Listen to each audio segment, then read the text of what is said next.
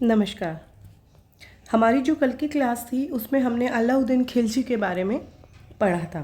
आज की क्लास में हम उससे आगे का पढ़ेंगे। अलाउद्दीन खिलजी जो है इसकी जब मृत्यु हुई उसके पश्चात मलिक काफूर जो है उसके हाथों में सत्ता आ गई थी और हमने ये पढ़ा था कि उसके पश्चात जो मुबारक शाह खिलजी था उसने मलिक काफूर जो है इसका वध कर दिया और स्वयं जो है ये गद्दी पर बैठ गया। मुबारक शाह खिलजी का जो शासन का समय है वह 1316 ईस्वी से लेके और 1320 ईस्वी तक का है।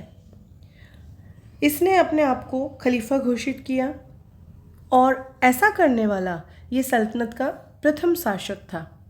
इसने खलीफतुल अल्लाह की जो उपाधि है वो धारण की और जो इसके जो पिता थे उन्होंने जो कठोर आदेश जारी किए थे उसको इसने रद्द कर दिया। जागीर जो व्यवस्था जो थी इसको मुबारक शाह खिलजी ने फिर से शुरू कर दिया। मुबारक शाह खिलजी ने देवगिरी जो है इसको जीत कर दिल्ली सल्तनत में मिला लिया और देवगिरी के राजा हरपाल देव की हत्या कर दी। वारंगल के जो कुछ हिस्से थे इनको भी दिल्ली सल्तनत में मिला लिया। इस प्रकार दक्षिण को सबसे पहले दिल्ली सल्तनत में मिलाने की शुरुआत मुबारक शाह ने की थी। मुबारक शाह ने नासिरुद्दीन खुसरो शाह जो नामक एक धर्म परिवर्तित मुसलमान था उसको अपना वजीर और मलिक नायब नियुक्त किया।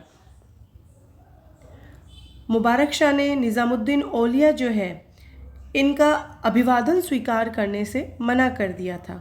खुसरो शाह ने 15 अप्रैल 1320 ईस्वी को मुबारक खिलजी जो है इसका वध कर दिया और गद्दी को हासिल कर लिया और इस प्रकार अलाउद्दीन खिलजी जो है इसके परिवार के सभी सदस्यों की भी इसने हत्या करवा दी। खुसरो शाह ने पैगंबर का सेनापति जो है इसकी उपाधि धारण की।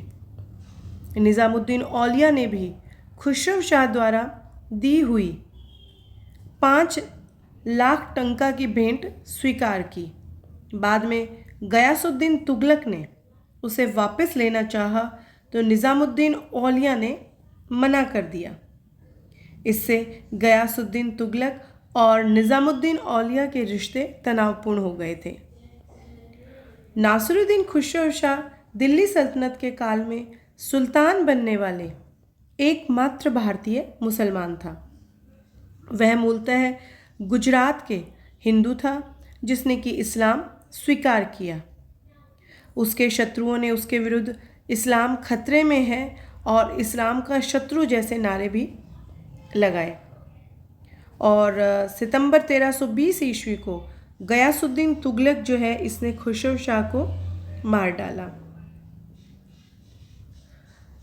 जो तुगलक सुल्तान जो हैं ये मिश्रित तुर्क थे क्योंकि कुछ जो विद्वान हैं उनके अनुसार हिंदू माँ और तुर्क पिता की जो संतान होती है उनको कोरोना तुर्क भी कहा जाता है। तुगलक किसी जाति का नाम ना होकर सुल्तान गयासुद्दीन का व्यक्तिगत नाम था, इसलिए इतिहासकारों ने अपनी सुविधा के लिए इस संपूर्ण जो काल था इसको तुगलक वंश का नाम दिया।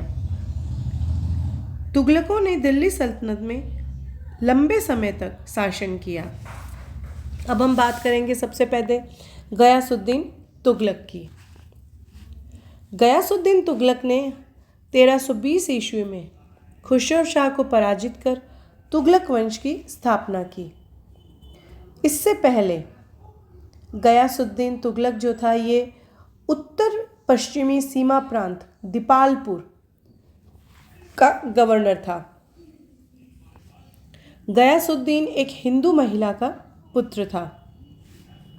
उसने अलाउद्दीन की कठोर नीति के स्थान पर उदारता की नीति अपनाई। खुद और मुकद्दमों को हक के खोती के पुराने अधिकार लौटा दिए, किंतु किस्मत खोती का अधिकार नहीं दिया। मुबारक शाह द्वारा शुरू की गई जागीर व्यवस्था को जारी रखा। गयासुद्दीन भूमि नाप की अलाउद्दीन के समय में से जो जारी प्रथा थी उसको त्याग कर उसके स्थान पर गल्ला बटाई और नस्क प्रथा को पुनः शुरू किया।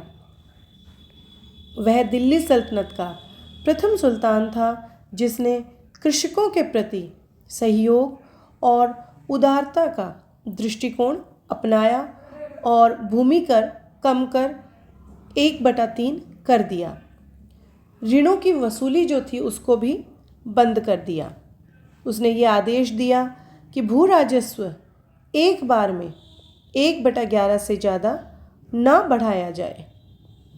सिंचाई हेतु नहर निर्माण करने वाला गयासुद्दीन प्रथम सुल्तान था। किसानों की स्थिति सुधारने, कृषि उपज और कृषि योग्य भूमि विस्तार हेतु उसने प्रयास किए। ये गयासुद्दीन की भू राजस्व व्यवस्था के पुनर्गठन के प्रमुख उद्देश्य थे। यातायात और डाक व्यवस्था में भी सुधार कर तीव्र बनाने का श्रेय गयासुद्दीन को जाता है। 1322 ईस्वी में गयासुद्दीन ने शहजादे जोना खां यानी कि मोहम्मद बिन तुगलक को दक्षिण विजय के लिए भेजा। जोना खां ने वारंगल और मदुरा को दिल्ली सल्तनत में मिला लिया। इनमें वारंगल प्रथम था। वारंगल का नाम सुल्तानपुर रखा। अलाउद्दीन ने दक्षिण राज्यों से सिर्फ अधीनता स्वीकार करवाई, इसलिए खिलजी काल की तुलना में ये एक महत्वपूर्ण विदेशी नीति का परिवर्तन था। गयासुद्दीन ने लगभग संपूर्ण दक्षिण भारत कंपिली को छोड़कर उसको दिल्ली सल्तनत में मिला लिया। इससे दिल्ली सल्तनत का क्षेत्रीय विस्तार अधिक हुआ और इस कारण से असंख्य विद्रोह हुए और सल्तनत कमज़ोर हुई। गयासुद्दीन तुगलक का अंतिम जो सैन्य अभियान था वो बंगाल के विरुद्ध था। बलबन के पुत्र बुगरा खां के समय से बंगाल स्वतंत्र घोषित कर दिया गया था। वह दिल्ली का प्रथम सुल्तान था जिसने कि अपने नाम के साथ गाजी यानी कि काफिरों का वध करने वाला शब्द जो है ये जोड़ा। ये उपाधि मंगोलों को पराजित करने के उपलक्ष्य में धारण की। उसने शराब की बिक्री के ऊपर प्रतिबंध लगा दिया। गयासुद्दीन जो है इसका सूफी संत निज़ामुद्दीन औलिया से मनमुटाव था और बंगाल अभियान जो हुआ था इससे लौटते समय औलिया ने गयासुद्दीन के बारे में कहा था कि दिल्ली अभी बहुत दूर है। दिल्ली के समीप अफगानपुर गांव में गयासुद्दीन के स्वागत के लिए निर्मित जो लकड़ी का महल था इसके गिर जाने से 1325 ईस्वी में गयासुद्दीन की मृत्यु हो गई। उसे तुगलकाबाद में ही दफना दिया गया।